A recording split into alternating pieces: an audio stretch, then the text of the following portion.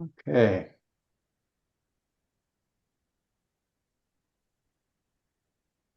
welcome everybody. I am going to just give it another minute or so, maybe 60 seconds, and then we'll get started.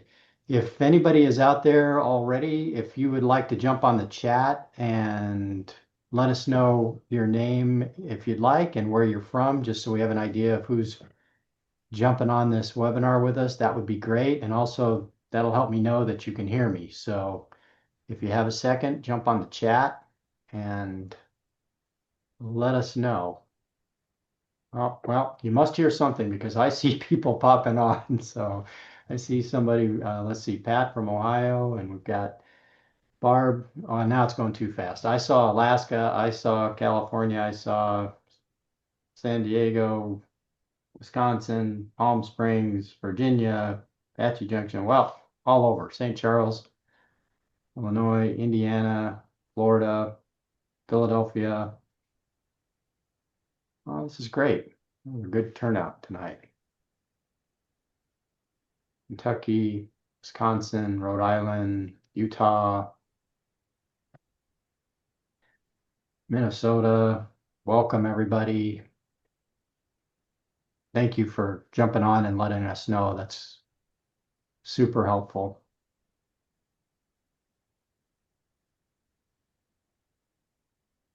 All right. So again, if anybody's just tuning in, if you wouldn't mind going on the chat and just tell us who you are, where you're from, we appreciate it. And we're going to get started here in just 1 second. And for those who don't know me, my name is Kim Humphrey, and I am the CEO of Parents of Addicted Loved Ones. And you are tuning into our Recovery in Action series. And tonight we're very pleased to have with us Dr. Holly Geyer.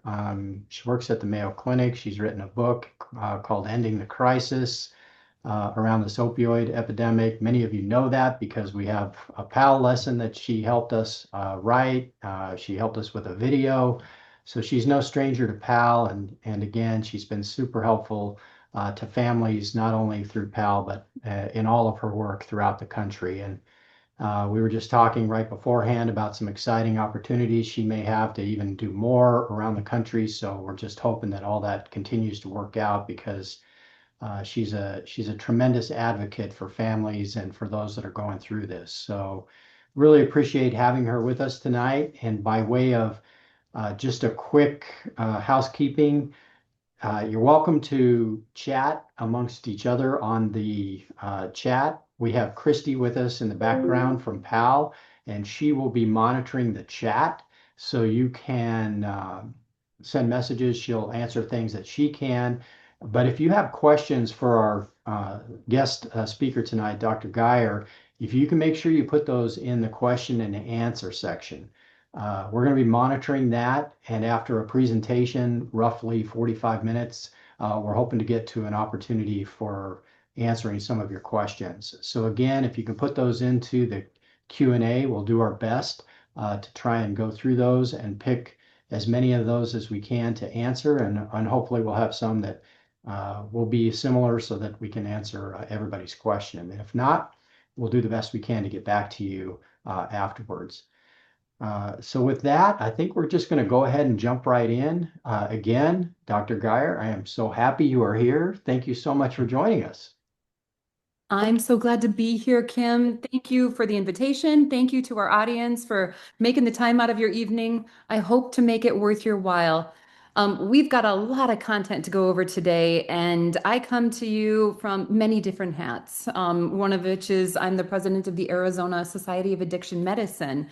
But more importantly than that, I am a mom, and I'm a mom of three little kids, all of which who seem to have a brain very different than mine. It's one of the reasons I've tried to decipher what exactly primes these young brains to enter into the world of addiction so much faster than we do. In fact, folks, there's been studies that have looked at older people's brains over the age of 40, and the odds of getting a substance use disorder, an addiction pattern after the age of 40 is almost zero, right? You go out and you grab some alcohol and you drink it daily for the next couple of weeks.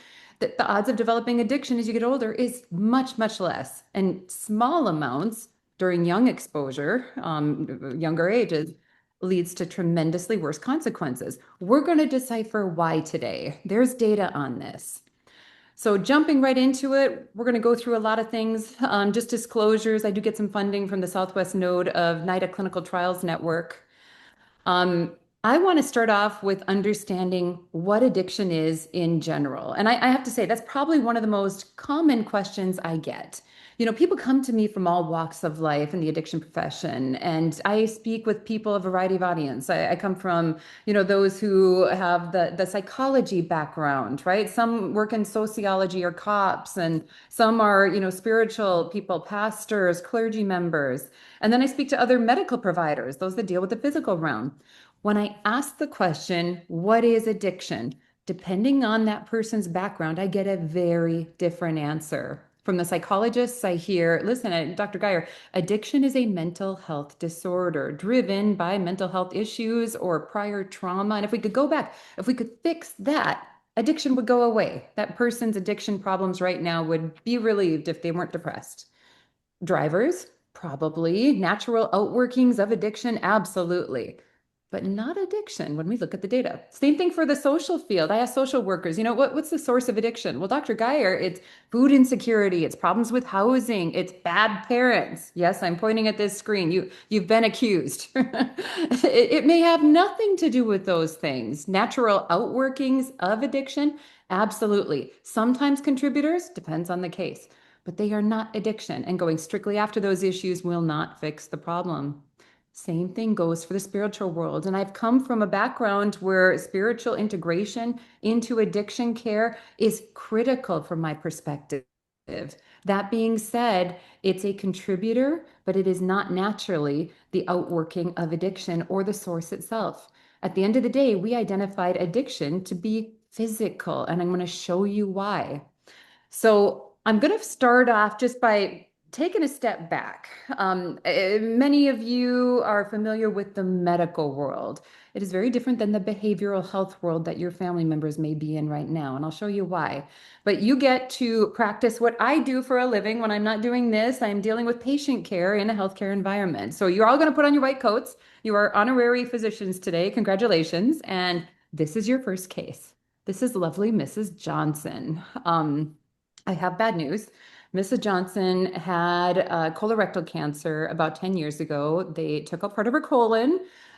They gave her some radiation treatment and chemotherapy, and she was doing great. But we're coming up to that 10-year anniversary, and she's been complaining now of a lot of belly pain. In fact, she comes to you because she feels so bloated and constantly nauseous. In fact, she's been vomiting daily now. She's lost 20 pounds in the last 2 weeks. She has night sweats and her belly is swollen and she doesn't look good. So you brought her in. So recognizing that background, what are you going to do to treat Mrs. Johnson? What's the first thing you're going to do? High dose chemotherapy. Raise your hand. No? Okay, abdominal radiation. Any takers? No, I can't see you, but I would imagine what you're saying. Okay, bowel resection. Let's take out the bowel, right? What's the assumption? The resurgence of colorectal cancer, right? Reasonable, get rid of it. Or, holy moly, lady, are you insane? We don't have a diagnosis. For anybody who picked one, two, or three, send me your email. We'll have a different discussion. The reality is that all we have are symptoms. All we have are patient reports. That's not data, right? That's not information. What this lady needed was a CAT scan and labs. And even if we find something on that CAT scan, we need to biopsy it. And even if we biopsy it and we find out that it's colorectal cancer, then we have to send it off for genetic testing and identify exactly what's wrong with that cancer and whether or not there's specific agents that would target genetic sequences to improve her life expectancy. That is data. Purely symptoms sounds ridiculous to make a diagnosis, correct? Let's transition to Johnny. So Johnny comes to my office the next week, and Johnny's mom says, listen, my son's 18. He lives at home, and I have seen all this stuff. I am done with what's going on with Johnny. He's got a horrible attitude over the last month. He's constantly coming in late to school. I've gotten 3 phone calls in the last couple of weeks. He's not sleeping. I see the lights on all night long. He's agitated. He sits at the dinner table, right? And he just glares at me. I get one word answers to everything. He barks at me when I ask specific questions, and he's withdrawn the rest of the week. And then I swear, I had peas on the dinner table the other night. He shook them off his spoon while he's trying to eat them. He couldn't even eat. And then I found this packet of white stuff in his drawer. I don't know what it is, but I'm pretty sure I know what it isn't. So, based on what you know with Johnny, folks, and based on the way we make diagnoses, right? What are we going to do with Johnny? So, what are we going to order? Labs? What lab would we get for a formal diagnosis?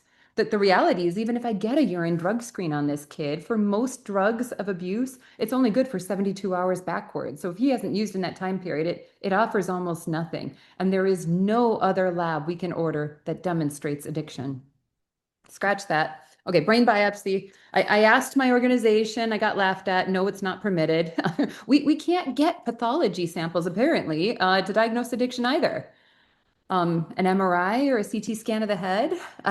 The answer is potentially yes, in an academic medical center performing research on this topic, which is still largely experimental more than anything. What do we have left? We've just demonstrated the imperative need for evidence-based medicine approaches, right? Not symptoms, not external manifestations, actual things going on in the body that tell you if you have a disorder. Now, the problem is we are really late to the game in the world of addiction on this topic because for the longest period of time, the world of addiction wasn't touched by my field. The world of medicine honestly had nothing to do with it. Back in the day, if you would go to the doctor and you'd sit down and you say, listen, I've got a really swollen red toe. I stubbed it the other day and I think it might be infected. And by the way, I've been drinking 5 beers a night and I'm shaky when I wake up in the morning. Your doctor, statistically, a decade and a half ago, would look at you and say, yeah, Keflex for that for sure. And then go find a treatment program. That's what we did with the world of addiction. We turfed it off to another group. And the problem is that other group is the behavioral health field. They were organized from their inception and they operate very differently than the medical field. We do everything we can based on evidence, which is empirical, randomized controlled trials and Cochrane analyses and amassment of all the available objective features out there to build care plans. Not necessarily so in the behavioral health field. We use objective features. They're using reported feedback, these subjective features. We are very diagnostic dependent in our medical field.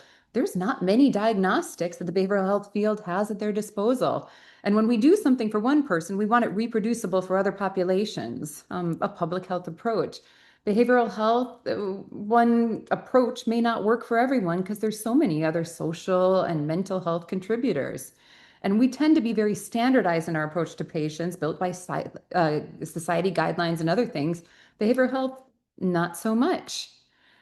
That all changed within the last decade and a half. And for those of you who have kids that are struggling with the world of the opioid epidemic, you can thank the opioid epidemic for largely growing our understanding of addiction as a medical disorder. And this is why. So my field is very, very guilty. For those of you who've seen TV shows like Dope Sick or what was the other one? Painkillers. So these are expository docu-series, shall we call it, really outlining the formation of the opioid epidemic. And it started with us overprescribing opioids for a variety of reasons. We didn't watch patients while they were on them. We handed them out like candy. And when people started having issues with them, we didn't know what to do with the problem, so we didn't deal with it at all. And this led to a dramatic surge in overuse of opioids. When we started reining back in our prescribed opioids, patients had nowhere to go for their withdrawal symptoms and their addiction patterns, and they turned to the illicit market that was happily waiting. That illicit market has since grown into one of the largest crises in American history, at least from a pharmaceutical standpoint. And it is from that outworking and the flood of money to address it that we've identified addiction to be a primary brain disorder. To put this in perspective, my field of medicine, the American Society of Addiction Medicine, was not a licensed medical subspecialty until 2018. Not that amazing work in this industry wasn't going on long before it, but it's really where we started to see the proliferation across our country. Now, here's the problem. Once we understand it as being a brain disorder, Now we have to deal with it as such. One of the most interesting things to come out of all this is the recognition that we aren't the only creatures that develop addiction. In fact, across America, your dogs, your cats, your pet rat, please don't tell me you have one, can get addicted to drugs. And that includes all the major ones, cannabis, opioids, big time cocaine, amphetamine. Rats love amphetamine. In fact, as we're speaking right now, I can guarantee you across the world, there are rats dying in cages tonight of starvation despite a nice pile of food sitting in the corner because that rat would rather walk up to a device that's going to shock it as it gets a little hit of cocaine, doing that over and over and over, starving to death because all it wants is the cocaine. So if you can imagine the complexity of humans compared to a rat, you can imagine how difficult this can be to treat. Now, like I mentioned at the beginning, I come at this from a rather unique perspective. Growing up, my parents had started a drug and alcohol treatment program. It was faith-based, and our understanding of addiction back then in the 90s, I date myself, was pretty limited. You know, we employed best practice principles as we could, but it wasn't until the program really started growing that we started to incorporate these other best practice standards of care that we're going to talk about at the end of this based on what we're learning now. I will say that my understanding before I got into the world of medicine was limited when it came to how the brain was structured. You know, it was this giant paneling weenie up there, and you got some red sauce flowing back and forth. And I don't really know if anything's supposed to connect to it, you know, in one way or another, but it's in there. And what we've really recognized, especially as I've gotten into the world of medicine, is that the brain is the most organized organ in the entire human body, with more connections and neurons than there are stars in the Milky Way galaxy. It's 100 billion.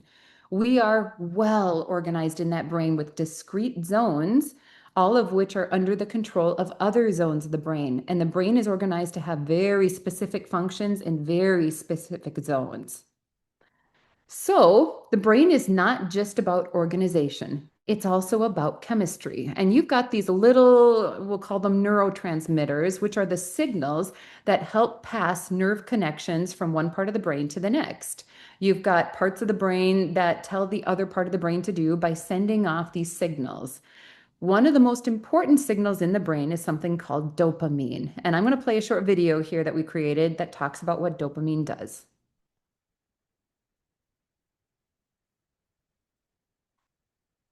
Deep inside the brain is the limbic system, which controls pleasure.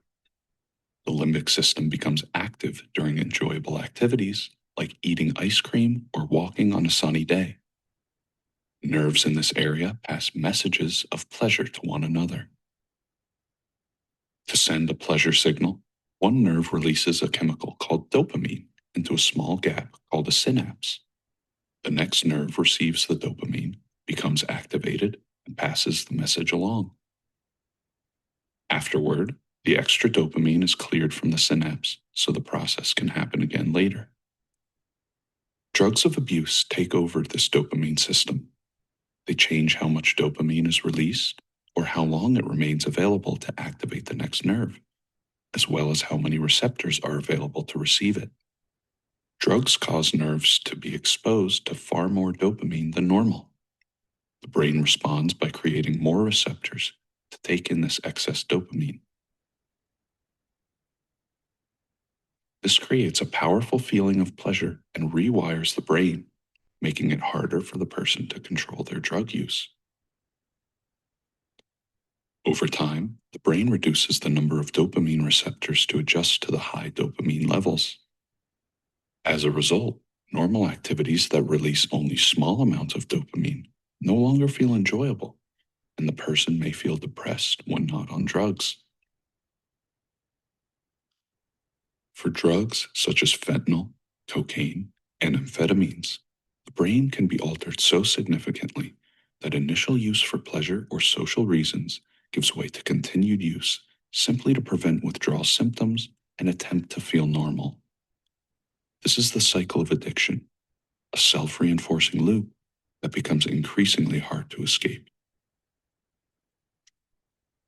I've been told we need to exchange his voice for a young, energetic female. I think I might agree. But you get the big picture. And I want to show you a study that was done on rat brains on this exact concept. They said, okay, if we know rats have dopamine and they have that same pleasure center in the limbic system, what happens when you compare everyday activities with exposure to drugs of abuse? So they took these cute little rats and they put a probe in the brain and they measured the amount of dopamine in that pleasure center minute by minute, hour by hour. And I want you to look here at this screen. So you're looking at food consumption. That brain is producing 100% of the dopamine it should be making at a normal baseline level. And then all of a sudden they give it something pleasurable. I don't know, like a rat donut, right? And you can see a brief little blip there, 50 to 100% increase with a quick come down, right? So this is normal, this is physiologic, and what it does is help reinforce activities of daily living so that you repeat activities that are healthy for you. I want you to look here at what drugs of abuse do to you. Look at this, amphetamine, 1,000% increase from baseline in that poor rat brain. And it was up for hours and hours and hours. Cocaine here, a stimulant, a 400% increase. And that's up for hours and hours and hours. Morphine, an opioid. And I would make the argument a lighter weight opioid compared to what's on our streets today. Almost 100 to a 200% increase, up for hours and hours. So I want to put this in perspective compared to other organ systems, right? How do other organs manage extremes like this? Can they? So for some of you, you may go to the gym and you might target a heart rate that's 80% your maximum, right? And you're going to do that for, let's say, I don't know, 30, 40 minutes. And you do that 5 days a week. What happens to the heart? In most people, it's stronger, right? It improves it. It's physiologic. It's within baseline parameters, but it's an increase. That's like having ice cream or hugging your kids to the brain. Tell me what would happen to the heart if you targeted a heart rate of 1,000% your baseline, right? And you did it for 4 hours. Call the morgue, right? There's no organ in the human body that's capable of managing such unbelievable extremes. But the brain is remarkable. And instead of exploding unmentionable products across our ceilings, it does something amazing. It adapts. And we see this adaptation very early, just like you watched in that video. I want you to look at the right-hand side here. These are examples of the nerves that are supposed to pick up the dopamine that's floating from one nerve to the next. So on the right-hand side is an amphetamine exposed nerve, and on the left is just a control, a saline. There are way more receptors for dopamine on that amphetamine exposed nerve. And this is early on in substance use for all drugs. I'm going to start warping the reward prediction, the stimulus response, how we approach things, our learning, our decision making. Maybe you guys have family members or have heard stories from friends who say, listen, I used drugs for years in one room. And I'll tell you, even though I haven't used drugs in a number of years, I'm in recovery. When I walk into that room that I used to use the drugs, I get a bit of a high. That's your body priming itself to be used or rewarded independent of the original source of activation. We start to change. But the brain is smarter than we are. It cannot keep this up for long and it starts to burn out. This burnout time frame is often dependent on the type of drug being abused or used. When we use, examples like the opioids or the amphetamine category, this burnout starts to take place typically over months and definitely years of use.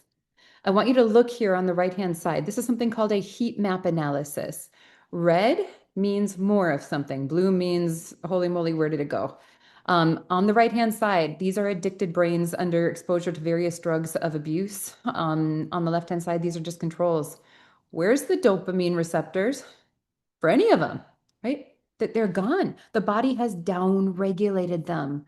And the brain starts saying to itself after prolonged use, I can't keep up with all this. I don't have the time to make all this. It requires too much brain energy. I know it's not good for me. Shut down. We don't need it anymore. And it starts to deregulate their usage. Same thing goes for dopamine production itself. You make far less of the neurochemical that transmits the pleasure signal. So I want to put this in perspective because think about this. What happens, right? Instead of having that flood of dopamine come across to a huge number of receptors, when all of that gets downregulated, all of a sudden, when you go for a walk, when you hug your kids, Tell me if that pitiful amount of dopamine you make naturally has any hope of binding to the handful of receptors left for the next nerve to grab. What do you feel? The answer is nothing.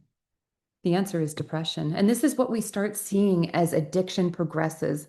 The original reason for use being controlled, where positive reinforcement, either the high or the mental health alleviation or pain control in the situation of opioids, over time starts to become more and more impulsive use to a situation where compulsive use, meaning the inability to stop because you've been rewired, is now putting you in a situation where all of the withdrawal symptoms or the negative reinforcement remains the primary reason for use. It's a horrible way to live.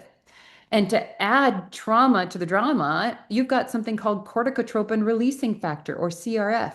They've done studies on this. This is the hormone that goes up when you're in a huge state of fear or anxiety. So, a good example, you're flying down the freeway, you're going 60 miles an hour, and that car ahead of you slams on their brakes at a million miles an hour, and you are 3 seconds from impact. You know that surge of endorphins and, or not endorphins, the surge of adrenaline and that fear factor that you feel, that is corticotropin releasing factor. That's through the roof in people who struggle with opioid use disorder and amphetamine use disorder. And now we're seeing it with cannabis, meaning they live in a state of anxiety, independent of whether or not the drug is in their system. And then there's the rewiring. I'm going to talk you through some images here, but this is a normal brain. As we talked about, you've got very discrete zones. The one for pleasure is the one right in the middle called the limbic system. Now, the limbic system is under the control of other parts of the brain. Remember, it's blue. And as you can see here, other parts of the brain communicate with it or it communicates with them through very discrete pathways, either dirt bike paths or sick lane freeways. But as addiction develops, look at the frequency of impulse control, of creation of new pathways, and of direct connection over to that frontal lobe, your executive decision-making center. The brain is literally on fire. And this creates a horrible scenario. This study has been reviewed and completed over and over, but it's looking at the rewiring of the brain. So just like on the last image, all of these polka dots, these specific colors, represent discrete zones of the brain. I want to focus on this light blue area on the left-hand side. That is your frontal lobe, your executive center, your go, no go, your, you know what, I've taken in all thoughts, I've processed them. Using drugs, bad idea. Mom took my car keys away. It doesn't end well. I'm going to get yelled at. I'll go kicked out of school. No. Yellow, right over here, is your subcortical area. Now, I want you to make a very strong mind memory of this because look at the number of connections you have to go through in order to take that limbic system or that pleasure center feeling and get it processed before it goes up to the frontal lobe to make a decision as to whether or not it's smart to use. You got to go through a 7 lane freeway and then you get stopped at a toll booth and then it gets double checked and then it works its way over to the other side of the freeway and then it goes on a dirt bike path for a half hour and it's processed. I want you to look on the right-hand side here. This is an individual in a state of abstinence with a prior history of heroin use. Look at that brain. Number one, there's a gazillion more connections between all parts of the brain, most of which seem to be originating within the subcortical pleasure center area. And look at the number of connections over to the frontal lobe. That brain has been rewired, meaning when it comes time to make a decision on whether or not to use drugs, who's in control? That frontal lobe, the go, no go center, has been hijacked. And this, ladies and gentlemen, has been evaluated in people upwards of 15 years out in abstinence, and the brains look very similar. That doesn't mean they're not living in a state of recovery. What it does mean is that we've taken the cars off the freeways and we've helped them augment the pathways that should be there. But when those people who've struggled with alcohol addiction or cannabis addiction years in their past now come into my office and I give them an opioid, I don't think twice, I give them refills, I don't pre-screen them and I kick them out. All I'm doing is putting cars back on freeways that shouldn't exist. We set them up for failure. This is why it's so important to screen our patients. Friends, at the end of the day, the mind becomes a prison in the setting of addiction. horrible withdrawal symptoms, especially in the opioid drug class. And by the way, you've got opioid receptors all the way from your fingertips up through your spinal cord and your brain. And when they are used to being bound by opioids, and all of a sudden you take that opioid away, every part of your nervous system from top to bottom screams. Think about the memories people have formed, right? The haunting ones, the relationships they've burned, the people they've hurt. Escaping that sounds reasonable in addiction. The chronic pain syndromes, opioids in particular, have been shown to have a development of a chronic pain pattern. They heighten nerve sensitivity to pain. They live with anxiety. You have lost a good portion, if not all, of your executive function. And to top all this ice cream off with a cherry, you've got a part of the brain called the habenula. When it gets activated, you feel purposeless. You feel a sense of something called dysphoria. And dysphoria means, why am I even here? What's the point of any of this? Your habenula gets activated during drug use. So not only do you feel horrible when that drug's not in your system, but when you use it, life becomes all the more purposeless. Ladies and gentlemen, addiction in its fulminant form is a disease, and it looks so much like the scans I see with heart disease, the scans I treat my patients with cancer. I would make the argument that absolutely no one chooses addiction. They may have chosen the roads to it, made bad decisions early on. That is different than addiction itself, when they have been rewound, rehired, and are in a state of new dependency. And it's for this reason that the American Society of Addiction Medicine has historically said that addiction is a primary chronic disease of the brain reward, motivation, memory, and related circuitry. And that it's dysfunction in those circuits where we see look at all this characteristic biological, psychological, social, and spiritual manifestations. All of these domains are affected. All of life is affected. So we've got a problem. In the US, more than 90% of adults with a substance use disorder started this in adolescence. They were teenagers, they were our kids before it turned into this. So are kids' brains different? I mean, what primes them for this? What changes? On behalf of my three children, yes. Yes, very different. Very. I find things far less entertaining than they do, especially at the end of the day when my house looks the way it does. The reality is that brains are still forming. I want you to think of your 3-year-old or your 5-year-old. Do you think they are structurally the same type of system that they were at the age of 18? Look at how their facial descriptions morph, right? Their hair color changes, right? They develop differently. All of that you're seeing just superficially is happening at a logarithmic rate on the inside, especially within the brain. I want you to look here. All of these colors are things that are developing over time by age within the brain. Look at all the things you are creating within your brain. Tell me what would happen if you interrupt this halfway through, age 10, age 12.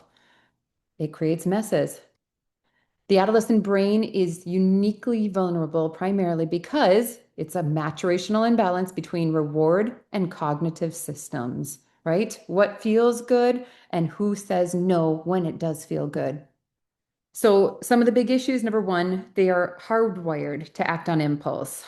We've got that limbic system, that pleasure center, and it governs emotional responsiveness and the reward.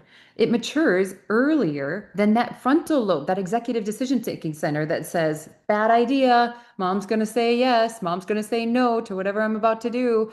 I'm not doing that. You've probably seen this with your kids, right? I had mine trying to jump off top of a counter. It was a death sentence, but it felt good. It's fun to fall. Good thing daddy caught her, right? It, feel good trumps executive decision center because there isn't one quite yet.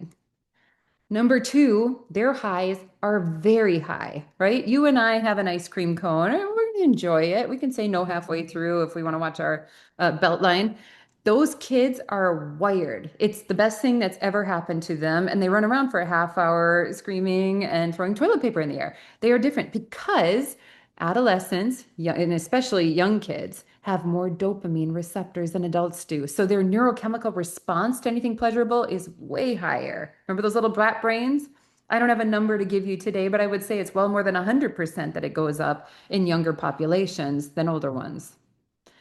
And so the result is that when they're introducing a new substance during this critical stage of development for young brains, they don't even have just this transient intoxication. It disrupts and metabolically proven the ongoing trajectory of brain maturation itself, and potentially in many cases, long term. So I'm not going to go through all of these, but we've seen study after study after study that comes out and it shows that you're changing the way the brain looks if you use chemicals earlier.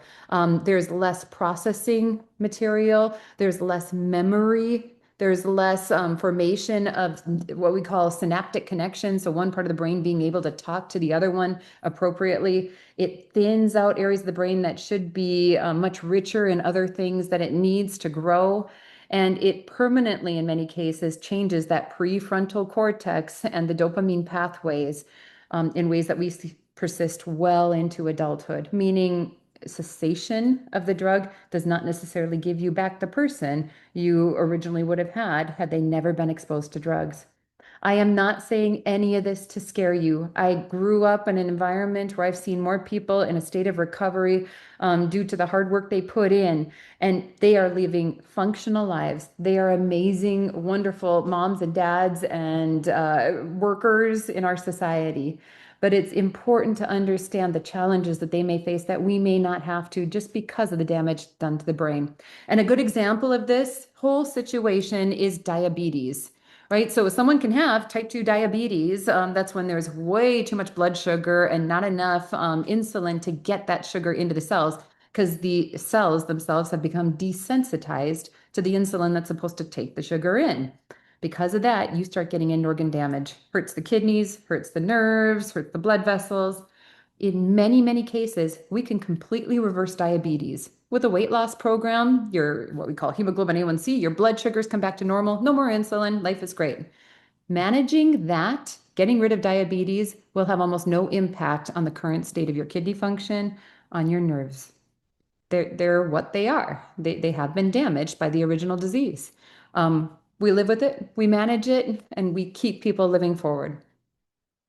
So to summarize this, the adult brain, it's still susceptible to addiction. It does not have the compounding problem of substances derailing that developmental process that otherwise would have built the very circuits these pure people needed for self-regulation. This has become a national issue. Right now, the youth overdose crisis is at unbelievable levels. It's the third leading cause of death in our adolescents, meaning overdoses. We've seen at least doubling and then 1 year later, tripling of adolescent overdose fatalities by the time we hit 2022, just over the prior few years. Poison control centers have seen a 1,500% increase in overdose calls to them. We don't have the luxury of playing with the lightweight drugs anymore because everything and its mother is now laced with fentanyl. If we do the math, we are losing 22 kids a week, folks. 22 kids a week. To put this in perspective, that's a Sandy Hook elementary school, right? Every single week to the drug overdose crisis. And this is why it's so imperative we get people the help they need. So how do we treat addiction? We go after multiple sources. First off, I want to make this perfectly clear. I come from the medical world. We do a great job treating diseases. We do less of a great job treating people. And I think that's where we're seeing this hostility that's historically been between the medical model and the behavioral health models that are now coming together at a societal level. When we treat people, oftentimes we go after that disease, which is, as I just showed you, all those neurotransmitter abnormalities and, the changes in the receptors and all these hormone problems people have developed and the rewiring and all the medical withdrawal symptoms and the complications and the reversal agents to get people out of an overdose. We treat all that stuff that targets the disease. I can tell you, when you go after nothing but that, you have lost your patient because the patient is everything else you've ignored. It's that loved one, right? It's your community member, it's daddy, right? It's your taxpayers, it's your citizens, it's the people who build up your country. They are a soul, they're a body. And if you don't go after all those other domains, you don't get them back. It takes a village.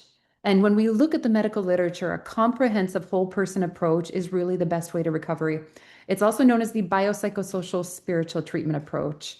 From a biological standpoint, we've talked about a lot of this, right? We use sometimes medications as need to help people through or withdrawal medications. In some situations, antipsychotic medications or antidepressants or sleep agents. Or we treat the comorbidities like the cellulitis they develop from needle injuries, things like that. We cannot go after just the biology, though. The psychology, right? Even if you fixed all the biological problems, if one of their original drivers was that complex issue of them being raped systemically from age 12 to 14 by an uncle that grandma kept letting in the house, what about that? Who would want to live with that memory, right? Or all the counseling or the trauma or a rebuilding of all those relationships they destroyed along the road. You don't integrate that, you've still lost your patient.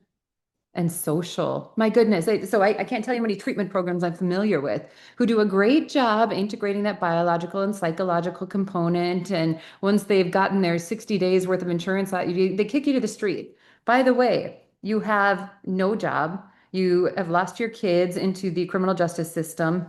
You have no skill sets to speak of. You don't have a dime to your name, and you probably may not even have a roof over your head. Who wouldn't go back to the drugs, right? Social is absolutely critical. Set these people up for recovery. And then spiritual. I believe firmly that this is a critical part of that whole cascade of treatment. The data shows overwhelmingly most people are looking for spirituality in their treatment approach. In fact, 85% of people do. And yet it's not offered in enough environments. It deals with the concepts of guilt, of shame, of recovery to God, a sense of purpose, all those things that make you want to live for tomorrow. Oftentimes, the spiritual world addresses. Friends, when we combine these elements, we see recovery and we see good results. And this is why it's so important that if you have loved ones in treatment programs, I think it's going to be essential that you look to see whether or not those indicators of comprehensive care are present within programming. There is a document called the National Guidance on Essential Specialty Substance Use Disorder Care. And I'll pull that up and let you take a snapshot of it if you want. This is a SAMHSA document. It was based off all these best practices as outlined by the American Society of Addiction Medicine, and then a working group put together, multidisciplinary, to say, listen, if you're going to be taking a person and putting them in a treatment program, what are the bare minimum essentials you need in that treatment program when you put them in? And it includes all the things that we in the medical world like, but we also see those biological, psychological, social, and spiritual things in there as well. I'm just going to give you some high level overview, but tailoring it to language, doing comprehensive assessments for mental health disorders and substance use disorders, using an actual validated treatment scoring form from the industry, right? Not a checkbox. Ladies and gentlemen, this is important. I see this everywhere. Not a checkbox that says, Johnny, are you feeling depressed? Yes. Great. We'll bill you for your depression. Johnny, have you ever been told you're schizophrenic? Well, sure. Click it. Okay, we're billing for schizophrenia. That is not an assessment. Run. Drug and alcohol testing on intake can be helpful, but more importantly, throughout periodically the programming for progress. Make sure we're looking for infectious diseases when people come in, right? HIV, Hep B, C are not uncommon. They are standard of care. Someone's got to screen these people, either the primary care doctor, if the organization is going to refer out to it, that's great, or do it in-house. Counseling services. Ladies and gentlemen, there is a huge difference between a licensed counselor delivering counseling and all others. I would ask about this. It's important. And then education. If people don't understand what's gone on with their brain, if they don't understand why alcohol is dangerous or why it's healthy to have relationships and boundaries, things like that, they don't move their decisions towards that direction. Education's key. And then oftentimes evaluating for the viability of any of these things. That was part of the document. Medications for mental health disorders, recovery support services, right? Making sure that when they leave programming, they're not just dropped off on a street corner or the program stops calling, but that there's a warm handoff to someone in the community. Peer mentors or recovery coaches have amazing data on them, but not as treatment. They are not treatment, they are support mechanisms. If they are being used strictly as treatment, wrong treatment program. Discharge planning, make sure that you're not just dropping people off in the streets. Aftercare and continuing care, overdose prevention planning, and this includes having a relapse action plan. Case management. We're seeing a lot of this used in the healthcare systems. Be great to integrate it into the behavioral health world. Someone checking in. Do you have a job? What do you need? How's your finances? Social skills developments, domestic violence, transportation, all this stuff. Ladies and gentlemen, when we put this all together, there is tremendous opportunity to set people free from their addiction. And they had done a study a number of years ago where they surveyed the United States. I want to say it was like 2022. And they said, have you ever struggled with a chemical dependency? And of those that said yes, they said, how many of you are in a state of recovery? You know what the number was? 75%. That means that 75% of people out there are going to obtain recovery at some point. They'll achieve it, but we have to support them to that point. So we may get one shot to get this right in the world of the opiate epidemic. Take it, keep relationships, set boundaries, and then look for treatment programs that do employ standard of care. And rule number one, prevention is the best thing we can do. Keep your kids away from drugs, talk to them, and I think we'll have a much better decade ahead of us than the last three we've had behind. So I'm going to stop sharing here. I think we're at time, Kim, but I am happy to help take some questions on this.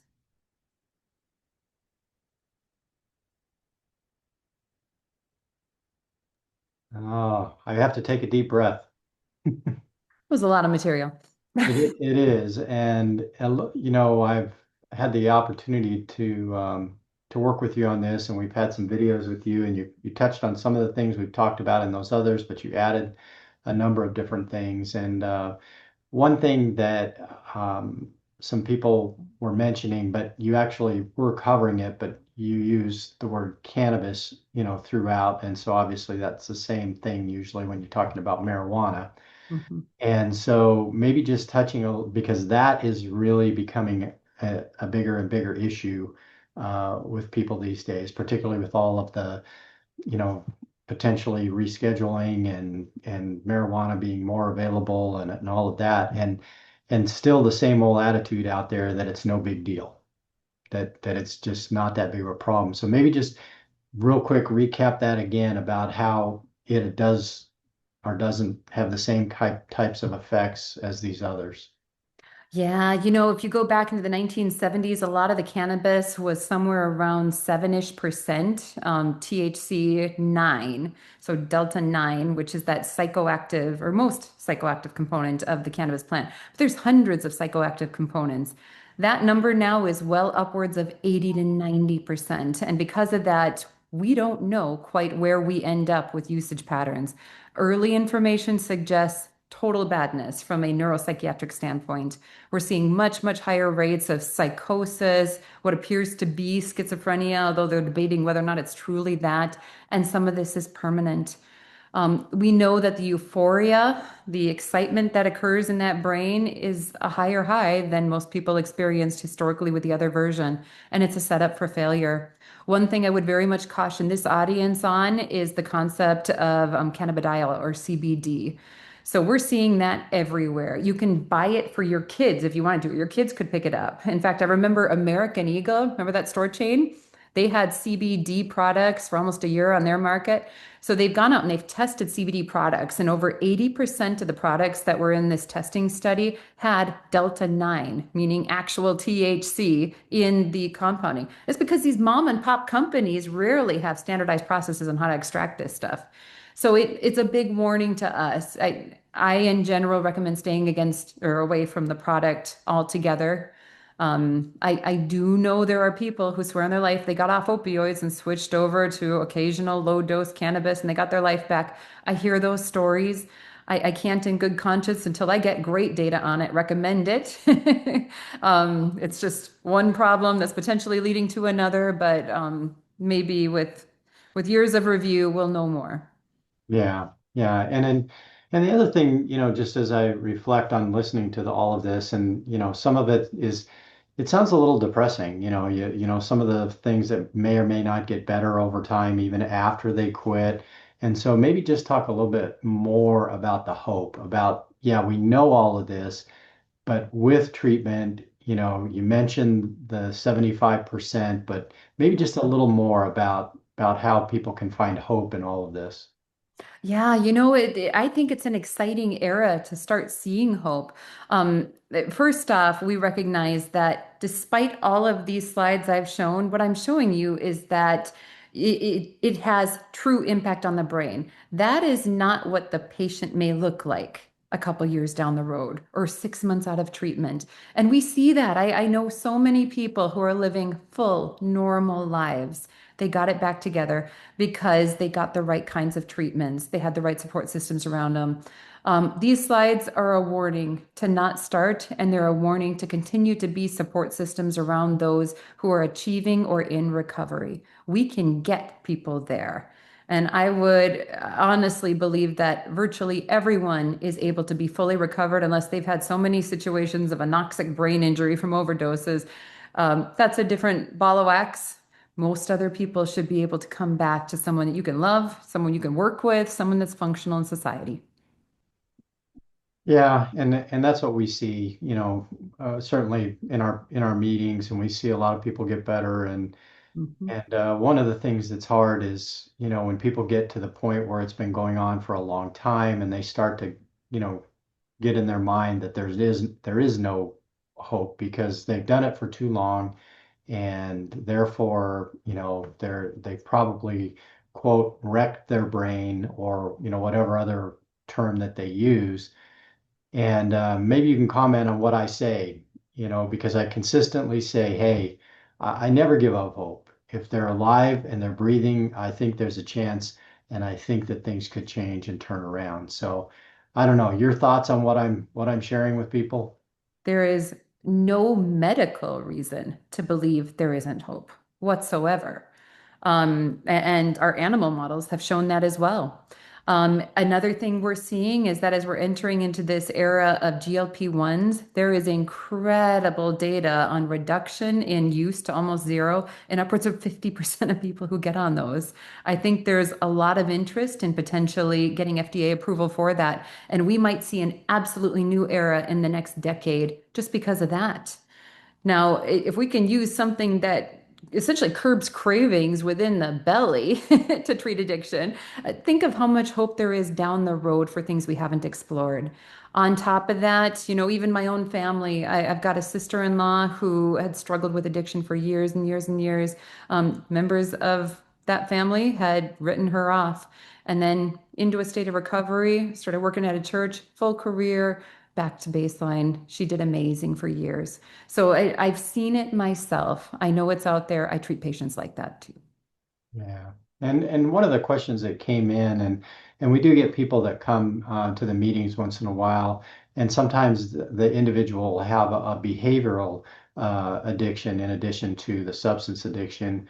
And sometimes people they are asking a question of, well, they just have a behavioral addiction. And do you see the same type of brain issues with people with those behavioral addictions as with substances?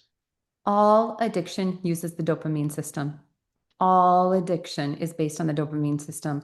When I was working with my parents' program, we noticed a trend. People had spent years of cocaine and meth usage were coming into the program, and we had a soda machine downstairs. And what do you call it? The Mountain Dew was constantly out, right? They switched highs. We had to stop our essentially open buffet for the food because people's BMIs were literally going up on that second digit every couple of months.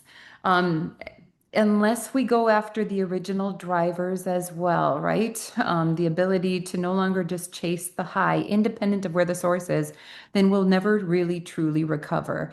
And I've heard so many people that say, one of the best ways to manage their addiction tendencies is to throw themselves into something else. In fact, I know there's models out there where it's a gym and you exercise for, 6 hours a day, and it's the only way they quote stay sober. What they're doing, in my humble opinion, and this my professional opinion, is they're transferring one addiction for another, one dopamine surge for another. There's emerging data that says we really should be shifting it to the other neurotransmitter that is greatly downregulated called serotonin. That is your rest, your relaxation, your feel normal hormone. It's the one that says you can sit quietly with a cup of decaf coffee or herbal tea and just watch the sunrise. If we could do more of that in our treatment of addiction, we'd make a lot of progress.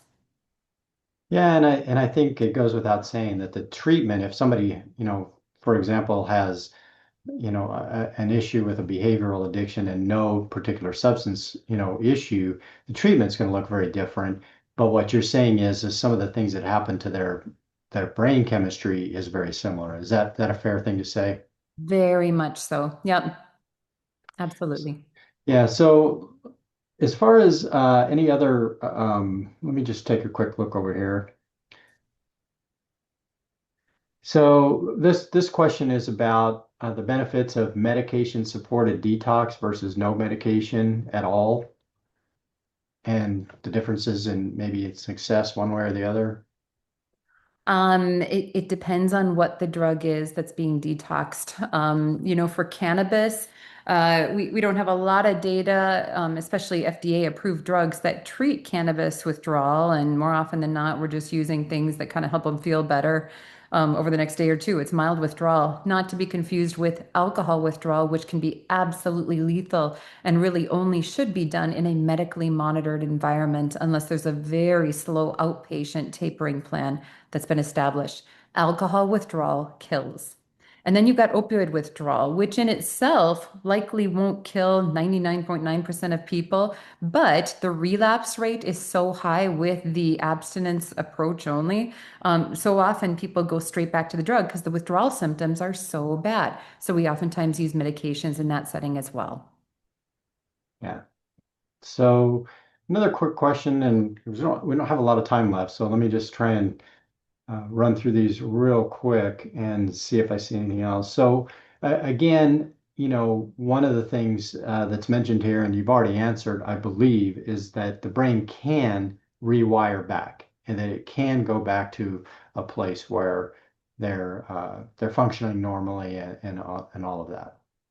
Functioning normally, yes. Now, we don't have a whole lot for scans that show reversal of all those roads built. What it essentially means, though, Kim, is that they're not necessarily being used, and that's important. We have been seeing on scans cognitive behavioral therapy as something that could prove tremendously helpful in creating new pathways or reinforcing those already built between that frontal lobe and other parts of the brain so that it gets back into control. So again, licensed counseling, absolutely key because they're trained in that support technique. Others will work as well. The brain neurotransmitters in many situations, all that dopamine goes back to normal within a year for most people, oftentimes even shorter periods than that. But those are the transmitters, not the highways. The highways are a lot harder to get rid of. So one last question, and it's I find it to be interesting that we talk a lot about the fact that, an individual has to get to a point where, they're ready for change. And, that what that means to different people are different things. Some people use words like rock bottom, and I don't know what the best way to say it is, but sometimes, the reality is it's really hard for someone to finally make that decision to go in. And the question is really about, well, if their brain is all, messed up like it is, then how do you expect that to happen? Or what is, how do you reconcile those two things? I would say that we see a lot of people who have had to hit rock bottom before they're willing to go. Essentially, that's the stick approach to getting them into treatment, but it doesn't necessarily account for all the people who went by carrot, meaning they know that their kids are depending on them or they're pregnant now and they're going to take the best possible care of themselves because they want a healthy baby, or they found the love of their life and they're going to live a clean marriage here and get their life back in order. Those are all wonderful carrots, and I've seen them work over and over. In fact, when it comes to methamphetamine and cocaine, a treatment of addiction, something called contingency management, which is a whole lot of carrots. don't use for a week or 2 weeks seems to be one of the best treatment approaches we have out there. So they both work. I hate seeing people get to rock bottom. And what I tell everyone is that you should never need to wait to get to that point or wait for a loved one to get there before trying to offer resources or motivations to get treatment earlier. Because in reality, it's what you're saying is that in either case, whether it's the consequences, the pain, or the hope and the carrot, there has to be something that happens within that individual that goes, and they can I'm using these words, you help me with it. They have to kind of override what's happening in their brain and say, no, I'm done, and I want to go do this. Exactly. Keep in mind that the pathways that were originally there are still there, right? You just have a whole bunch of new ones that can be hijacked. And that's why counseling oftentimes really helps people navigate those thought patterns where they need to go. So, family interventions, where you bring in someone, kind of talks through your family on what motivations there might be to enter treatment voluntarily. They've got some good data in some situations. Well, I sure appreciate you being here again. And any last thoughts? We have a lot of people out there that are just looking for hope for their loved ones. And any last words of wisdom for folks out there? Kim, I walk into a room of a cancer patient at a hospital and it's filled with flowers and loved ones. I walk into a room with a patient who's struggling with addiction or withdrawals and it is empty. Our society discards people. And the reality is that there's nothing more precious. There is no better resource on this planet. I'm so appreciative of the family members that show up here to learn more about how to reach the ones that they've loved and they can no longer get as close to as they used to. Wait it out, learn these tools that you offer every week, and it is only a matter of time, Kim, before you're going to get that person back with the right tools employed. Well, again, I sure appreciate it. And I want to thank not only you, but everybody that showed up tonight for this Recovery in Action series. We're going to be doing them on a regular basis as we have been. And we appreciate you emailing us at info@palgroup.org if you have any thoughts about topics. And I'm sure with a little bit of coercion, we'll be able to get Dr. Geyer back again, talking about a lot of different topics because there's many things out there that we can learn and would really appreciate it. So again, thank you and God bless everybody and hopefully everyone has a wonderful rest of your evening. Thanks, everyone. Okay.